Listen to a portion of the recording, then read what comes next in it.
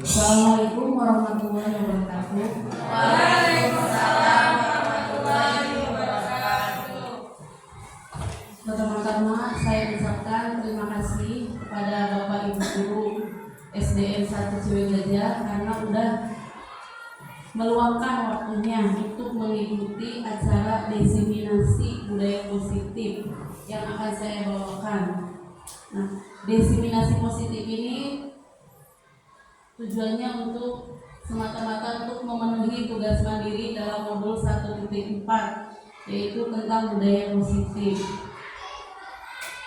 Pertama-tama marilah kita panjatkan puji dan syukur kehadirat Allah Subhanahu wa taala karena atas berkat rahmatnya kita sekarang bisa berkumpul bersama.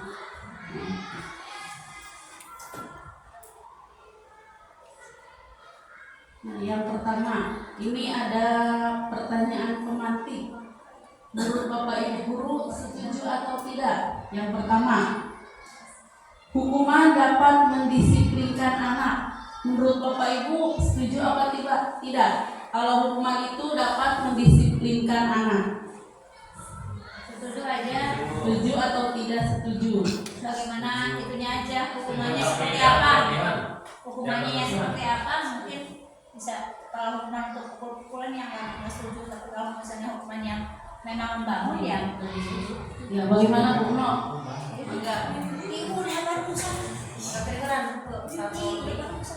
Ya. Gimana nomor 1 setuju? Cung yang setuju siapa? Hukuman dapat mendisiplinkan anak. Ini berarti rata-rata setuju semua ya.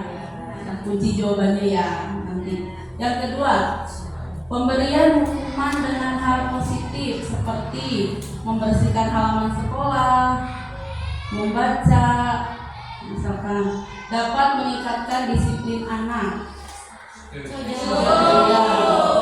Setuju ya.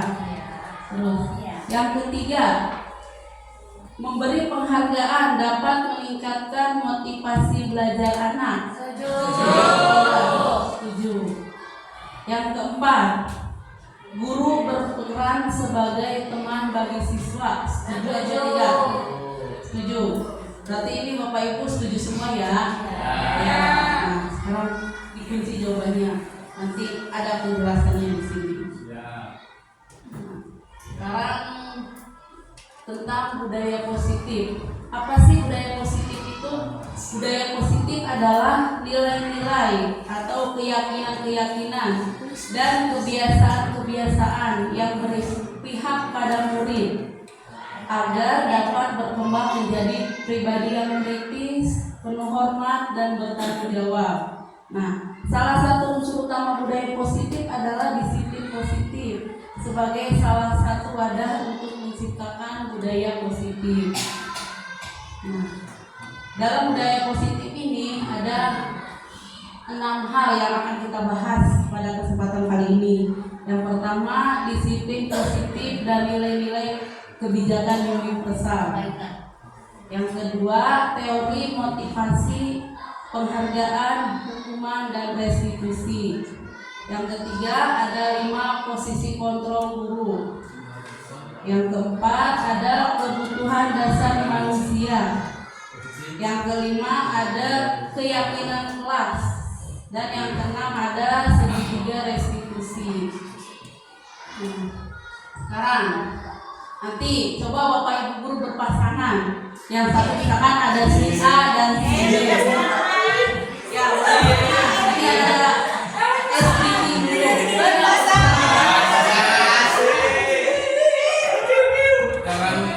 Pasangan. Salah satu dari Bapak Ibu guru kan udah berpasangan tadi ya. Salah satu dari Bapak dan Ibu guru itu ada yang mengepalkan tangan. Ya.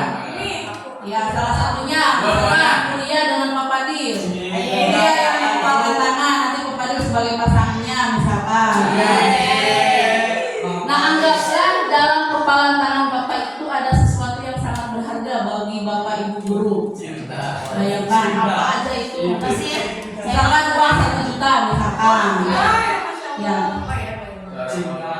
Nah, Bapak Ibu guru itu perlu menjaga benda tersebut dengan sekuat tenaga agar tidak terjatuh pada orang lain. Ya. Nah, pasangannya itu mencoba merayu pasangannya agar dia mau membuka tangan tersebut. Oke.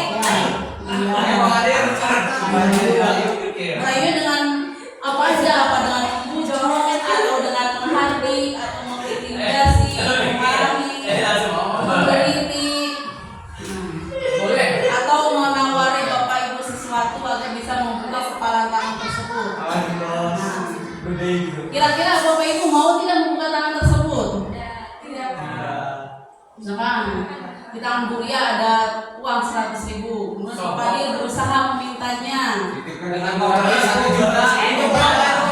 Kira-kira Buria mau nggak memberikannya kepada Pak Fadil? Mintanya seperti apa dulu? Dia atau dia menghardik atau apa?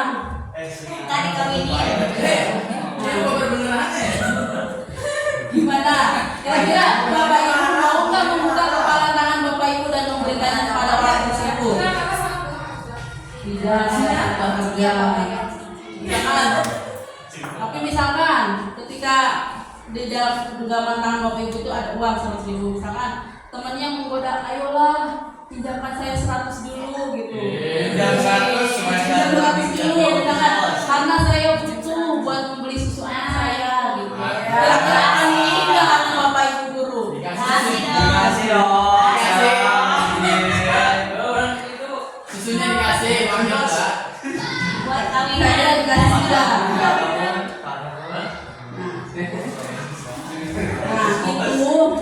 Itu yang tadi sebagai kontrol. Karena kontrol diri kita itu ada pada diri kita sendiri. Orang lain tidak bisa mengontrol kita karena pada intinya kontrol kita itu ada pada diri kita sendiri. Orang lain tidak bisa mengontrol kita kecuali diri kita sendiri. Nah, di sini ada perubahan paradigma teori kontrol. Ini ada ilusi. Yang namanya ilusi itu kan hanya ilusi khayalan ya. Ilusi guru mampu mengontrol murid. Berarti kita itu mengontrol itu hanya ilusi. Sebenarnya kontrol itu ada pada diri murid sendiri. Kita tidak bisa mengontrol murid kita. Misalkan kamu harus begini, kamu harus begitu. Tidak bisa. Karena yang dapat mengontrolnya itu hanya murid tersebut. Ya. Ilusi pemberian hadiah kepada siswa. Mungkin kita mikirnya hadiah itu dapat meningkatkan motivasi belajar siswa, tapi ternyata itu hanya ilusi. Karena mungkin motivasi belajar siswa itu ya ada pada diri muridnya sendiri. Terus ilusi kritik membuat orang bersalah dan memperbaiki kesalahannya. Ilusi orang dewasa itu dapat memaksa, itu semua hanya ilusi belaka. Ini ada mengubah teori stimulus respon ke pendekatan teori kontrol.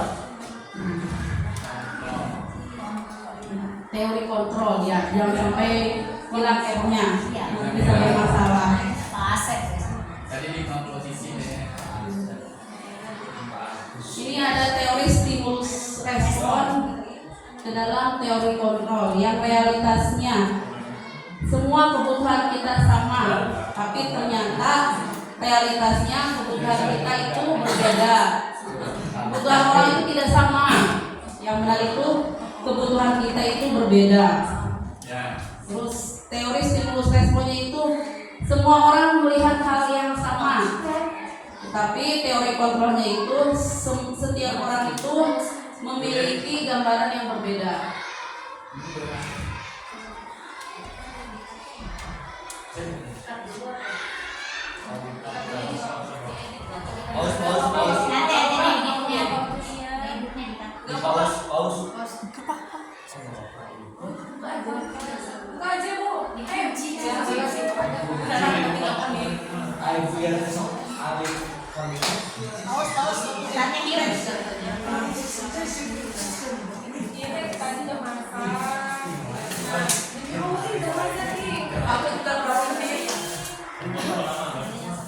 Sebelah sana ada botol. 15 menit. Baru 9 menit. Udah lama ya? Boleh. Tapi mau beli ya, cinta. Kayak Palestina ya. Udah, Yes, udah Maria, udah. Kan di sana orang yang beda. Ibu yang kok kurang uangnya. Enggak, ini lebih. Masih dilanjut. Masih.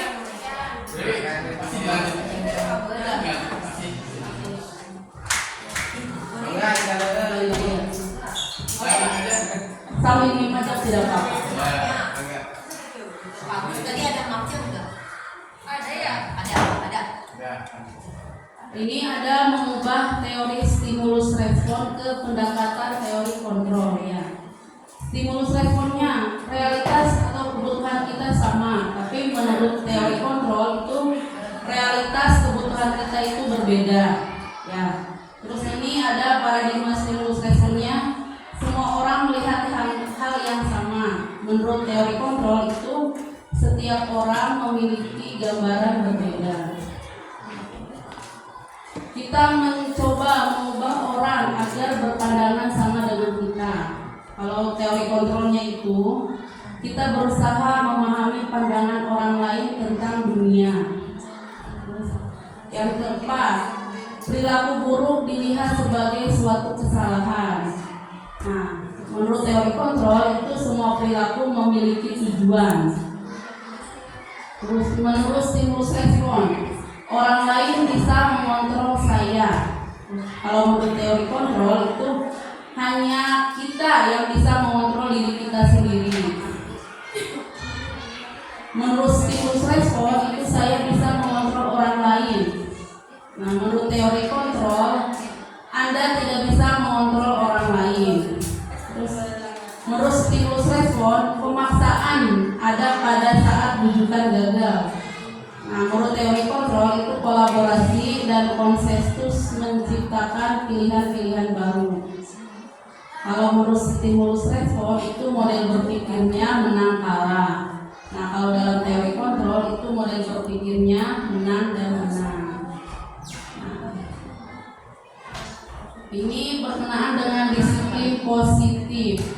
Ya, tadi Anda tidak dapat mengontrol orang lain. Ya, kayak permainan kita tadi, hanya kita yang dapat mengontrol diri kita sendiri. Kita tidak bisa memaksakan kehendak kita ke orang lain, tapi hanya kita sendiri yang dapat mengontrol diri kita. Nah, yang kedua, semua perilaku memiliki tujuan. Terus yang ketiga, model berpikir menang-menang. Yang keempat, kolaborasi dan konsensus menciptakan pilihan-pilihan baru. Yang kelima, realitas kebutuhan orang itu berbeda-beda. Nah, setiap orang itu memiliki kebutuhan dan kebutuhan itu pasti berbeda-beda. Tidak semua orang memiliki kebutuhan yang sama, pasti kebutuhan orang itu berbeda-beda.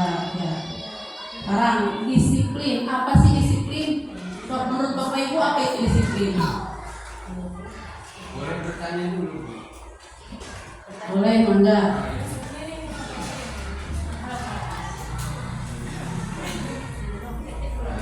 Searching.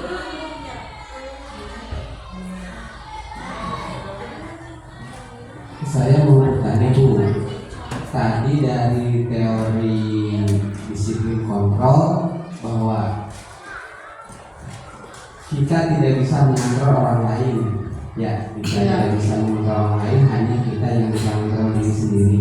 Nah, untuk di sekolah sendiri, ketika murid itu bisa dikatakan bisa mengontrol sendiri. Nah, terus tugas guru untuk mengontrol murid itu sebagai apa? Seperti apa? Katanya yang bisa mengontrol itu hanya murid itu sendiri. Nah, kita sebagai guru untuk konsep dari kontrolnya itu seperti apa? Iya. Terima kasih Bu. Iya, baik Pak Asep. Terima kasih atas pertanyaannya ya. Nah, cara kita bagaimana kita tadi kan hanya kita yang bisa mengontrol, bagaimana cara kita mengontrol murid ya agar misalkan mereka bisa disiplin. Itu dengan menanamkan, dengan memberi motivasi agar tumbuh nilai-nilai kebajikan di dalam diri mereka. Kita hanya bisa memberikan motivasi, memberikan arahan. Ya, kalau menurut Ki Hajar Dewantara, guru itu diibaratkan sebagai petani. Ya, petani itu kan menanam padi. Petani itu hanya bisa ibaratnya memupuk, memberikan ibaratnya agar padi itu tumbuh dengan baik. Kita tidak bisa mengubah padi misalkan menjadi jagung, tidak bisa kan? Kita hanya bisa memantau tumbuh kembangnya dengan misalkan memberi pupuk, menjaganya agar tumbuh dengan baik gitu. Begitu juga kita terhadap murid kita. Kita misalkan memberikan motivasi supaya tumbuh kesadaran di dalam diri siswa itu untuk menjadi lebih baik lagi.